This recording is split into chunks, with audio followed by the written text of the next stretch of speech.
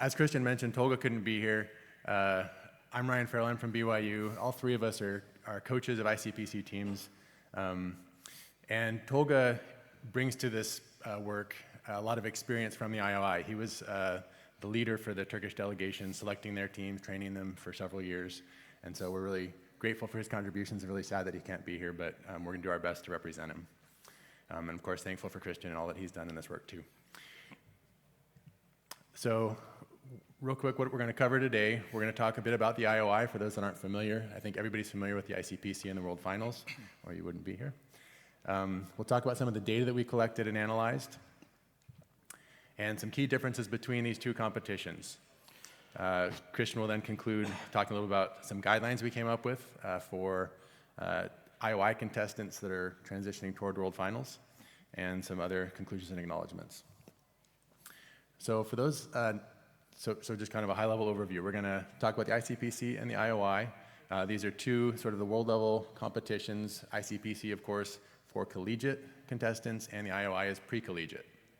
We'll talk about some sort of format or structural differences between the contests, who the participants are, some topics and sort of strategies, approaches that are applicable to each, and also some things that we found as far as the sort of problem topics, difficulties, contestant backgrounds, and so forth.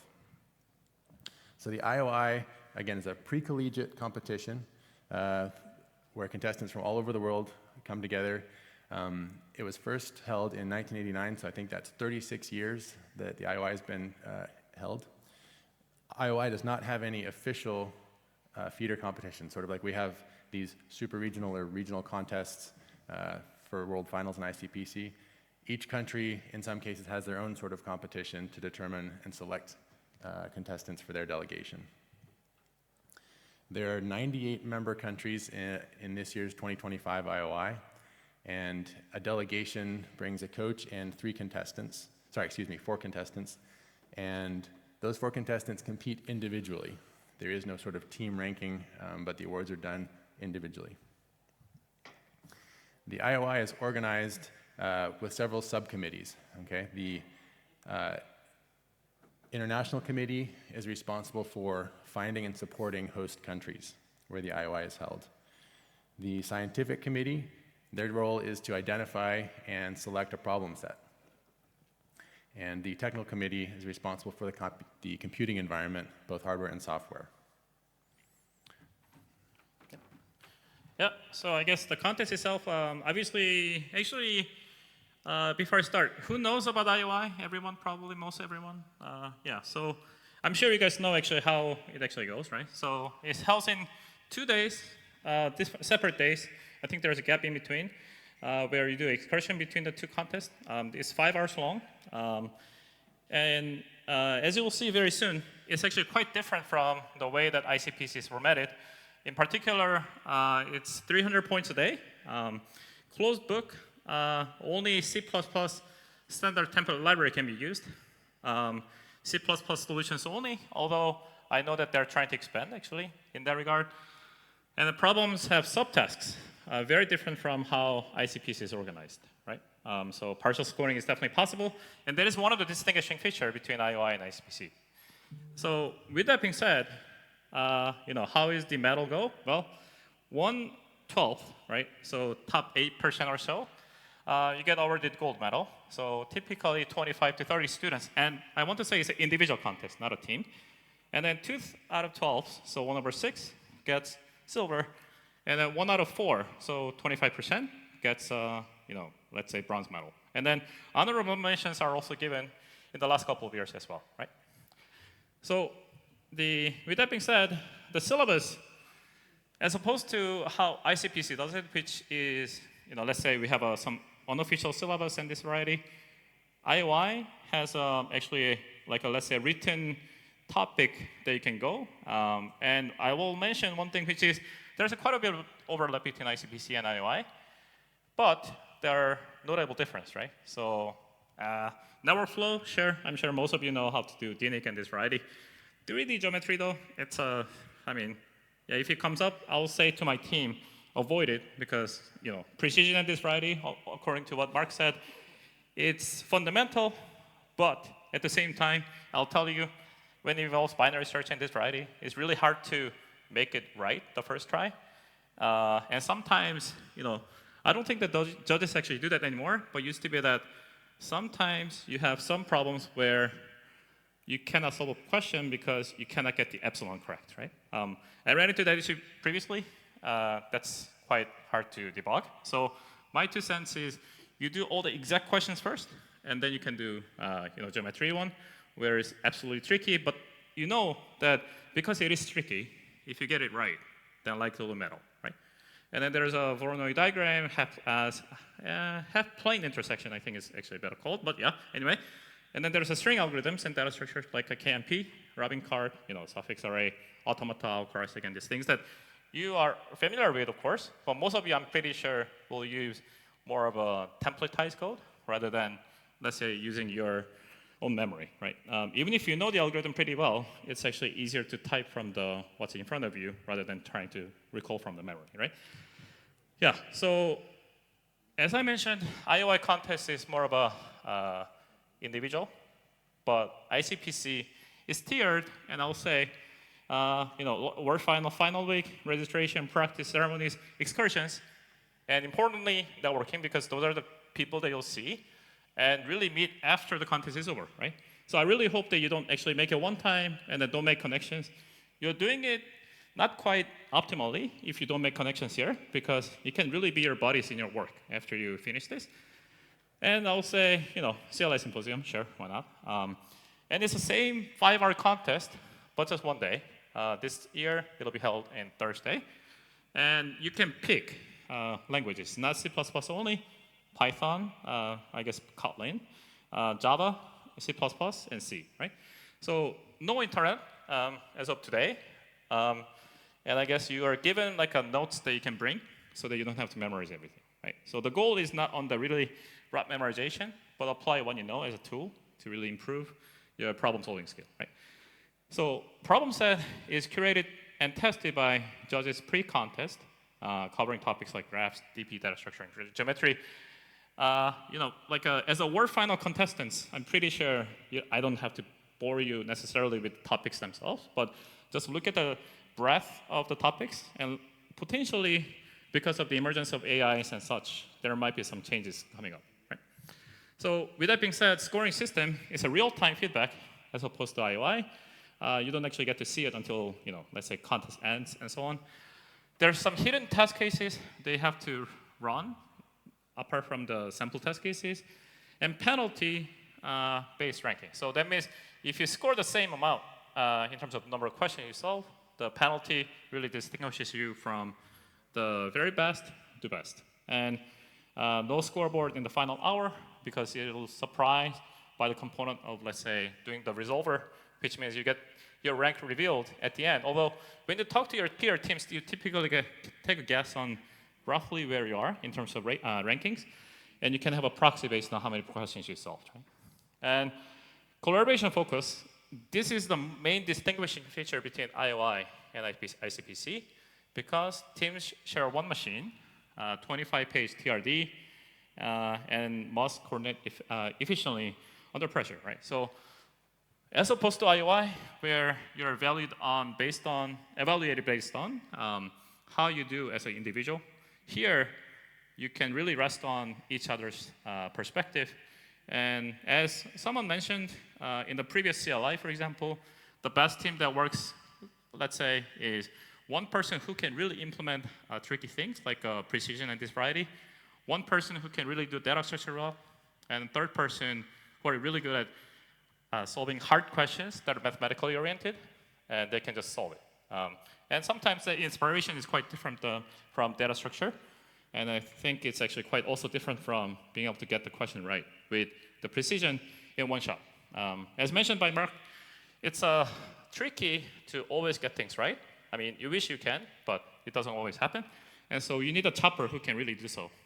And that really will make a difference when it comes to knowing where you put the emphasis in terms of the, let's say, 5-hour run, because the introductory hour versus middle versus end, the strategy should change. And I'll not go into the detail as to how that structure happens because obviously every team does it quite differently.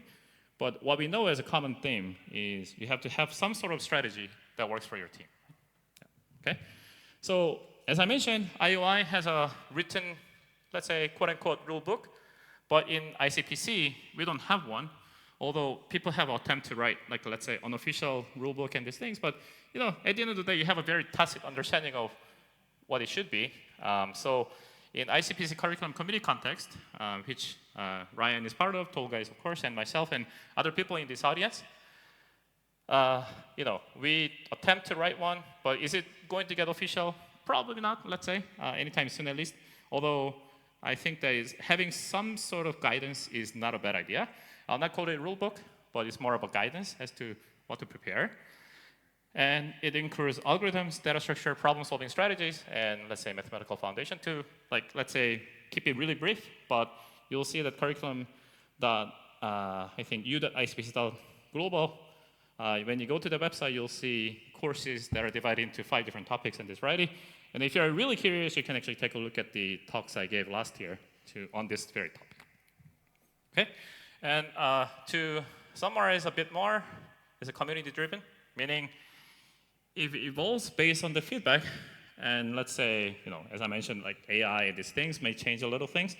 And then let's say discussions amongst the committee members, right? So if you're curious about what it is, I do really highly encourage you to join, because I think you can really shape the future of ICPC in terms of, well, I think that was an overstatement, let's say, but in consultation with judges and testers and so on, right?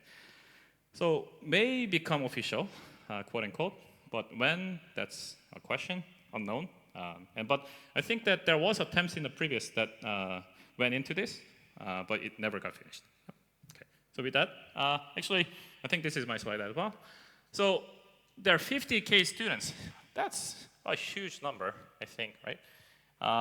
From 3,000 universities and 100 countries that compete annually. So what I can tell you is basically anyone who made it to this level in the World Finals, you have something to be really proud of. But at the same time, we are going to go through the Thursday one, but I really want to hope that you guys take this as an opportunity for you to actually have fun and really make connections that may last a lifetime, right? Some people that met in the ICPC World Finals, they actually still talk. And especially you're, let's say, competing friendly with each other, but after you finish, you might become a best friend. Yeah? So multi-round structure, yeah. I mean, you do with local, sometimes university has them, regional after that, sure. And then let's say just about 140 teams, 150, it really changes year to year. But they may make it to the World Finals. And I'll say one thing, and this is a tremendous accomplishment for everyone here. It's less than 1% of the field. And I think that's amazing. World Final stats, typically 10 to 13 problems. And then, fastest solves often under 10 minutes. That's crazy, I think, right? World Final questions are not easy. But 10 minutes or under, sometimes 5, sometimes 15, sure. But that is a mark of excellence. And then their record is 12 problems solved by ITMO in 2017, I believe, right? I mean, if any of the slide deck here is incorrect, and then you can correct me, but I think that's true. And historical highlights, right? I think this is actually to be confirmed. ICPC was founded in 1970 and hosted in different 20 cities. And now one remarkable record by ITMO team led by Andre, who actually gave a talk in CLI Symposium last year, for example, have 7 titles. Titles mean you won the contest, absolute number 1. And I will say this is most of any university. It's an elite competition, of course. And then, I will say anyone who made it to the World Final is already excellent. Now, let's say we are vying for the best of the best. But really, anyone who really tries in this competition is a, let's say, self-selected pool of people, right? So anyone who does this should absolutely be proud of it. But if you make it to this far, most absolutely so. So with that. So to talk about the data that we collected, and I, in doing so, want to thank all of those who have contributed to these websites. So clist.by provided us with scoreboards or results sort of both for World Finals over the last 14 years. There are complete scoreboards that we used.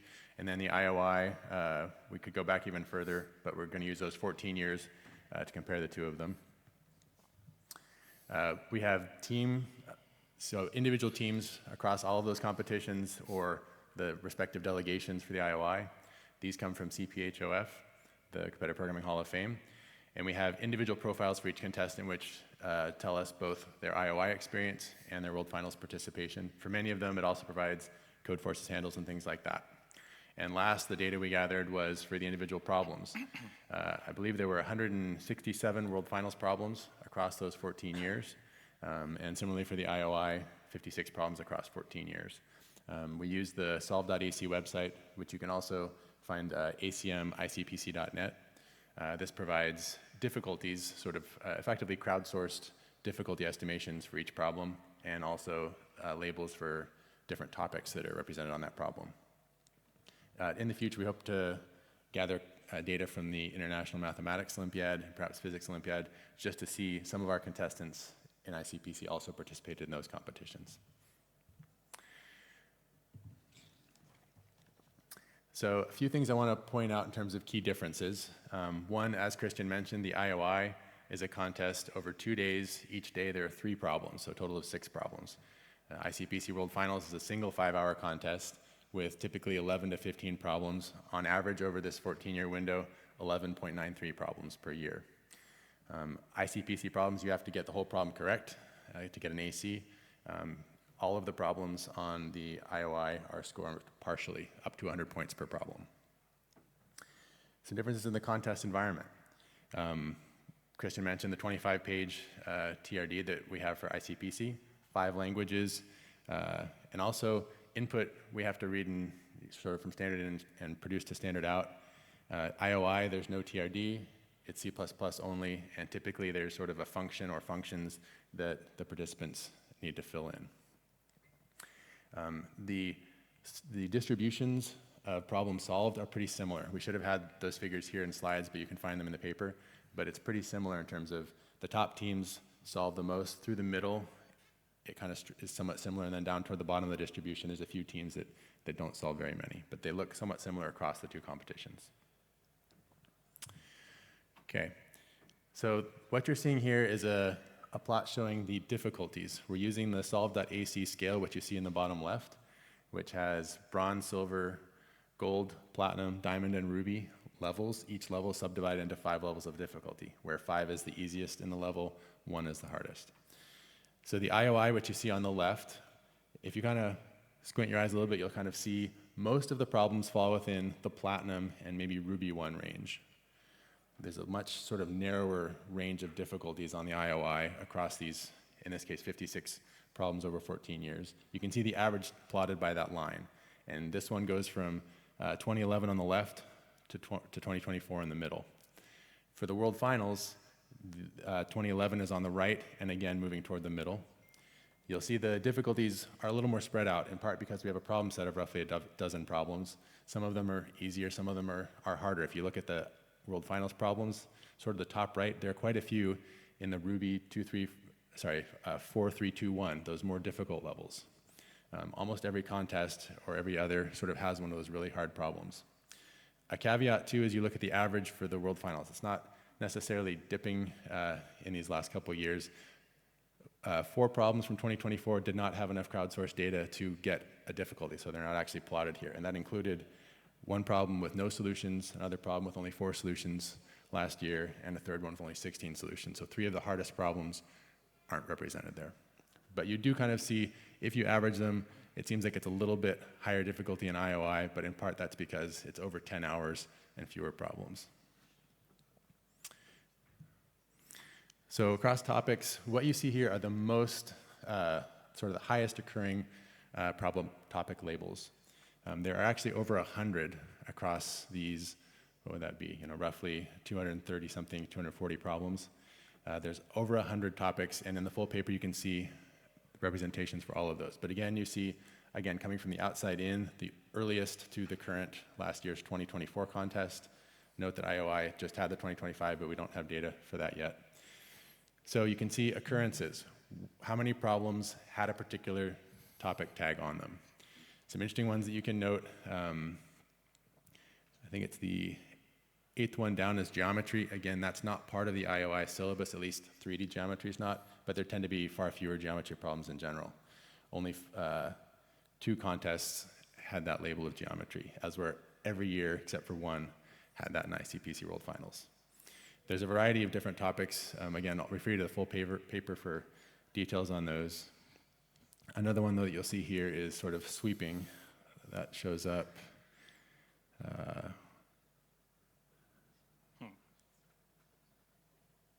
In the 6th Yeah, from the bottom. about 6th one from the bottom, right? There's only 3 IOI problems over the last 14 years, as where there are, that's 9, is that right? Yeah. Contests, and that's, again, it's possible that a particular, this year there was one that had 2 problems that had that label of sweeping, okay? So some of these things you'll see across the whole data, differences between the 2. Others are pretty similar. There's some, like, for example, up near the top, mathematics. There's actually a lot more problems that involve mathematics. I think it's just a difference in the labeling. But anyway, we had collected some topic data. You're welcome to see more about that. These next couple are pretty interesting. We did some analysis across IOI participants and World Finals participants.